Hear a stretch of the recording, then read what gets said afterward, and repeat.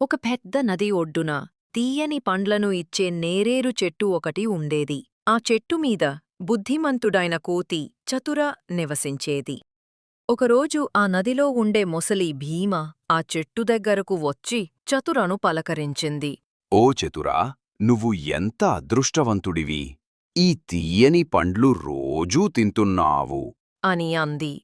చతుర దయగలది. అది కొన్ని పండ్లను మొసలికి తినడానికి ఇచ్చింది. భీమ ఆ పండ్లను ఎంతో ఇష్టంగా తిని చతురకు కృతజ్ఞతలు చెప్పి వెళ్ళిపోయింది. ఆ రోజు నుండి భీమ రోజూ చెట్టు దగ్గరకు వచ్చి చతుర ఇచ్చిన పండ్లను తిని బలమైన స్నేహం పెంచుకుంది. భీమ ఆ పండ్లలో కొన్నింటిని తన భార్య ఆశకు కూడా తీసుకువెళ్ళేది. ఒకరోజు ఆమె తన మొసలి భర్తతో, రోజూ ఈ కోతి ఇంత తీయని పండ్లు తింటుందంటే దాని గుండె ఎంత తీయగా ఉంటుందో కదా, నాకు ఆ కోతి గుండె తినాలని ఉంది అని పట్టుబట్టింది. భార్య మాట కాదనలేక భీమ బాధపడుతూ చతుర దగ్గరకు వెళ్ళింది. ఓ మిత్రమా, మా ఆవిడ నీకు ఒక విందు ఇవ్వాలనుకుంటోంది. నువ్వు మా ఇంటికి రాగలవా? అని అడిగింది. నేను నీటిలో ఈదలేను కదా.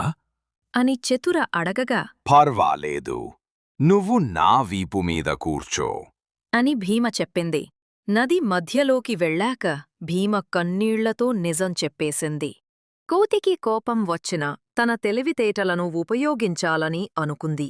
అయ్యో, నా గుండెను చెట్టుమీద పెట్టి నాకు కావలసినప్పుడు తీసుకుంటా. మనం వెనక్కి వెళ్ళి ఆ గుండెను తీసుకురావాలి. అంది చతుర. ముసలి బుద్ధిహీనంగా నమ్మి వెంటనే వెనక్కి మళ్ళింది. ఒడ్డుకు రాగానే చతుర ఒక్క ఉదుటునుటున గెంతి చెట్టుమీదకు ఎక్కి కూర్చుంది. చతుర మొసలితో, ఓ తెలివిలేని భీమా, గుండెను ఎవరైనా చెట్టుమీద వదిలిపెడతారా? ఇకపై నువ్వు నా పండ్ల కోసం ఈ చెట్టు దగ్గరకు రావద్దు. అని గట్టిగా చెప్పి నవ్వింది. భీమ సిగ్గుపడి నీటిలోకి వెళ్ళిపోయింది.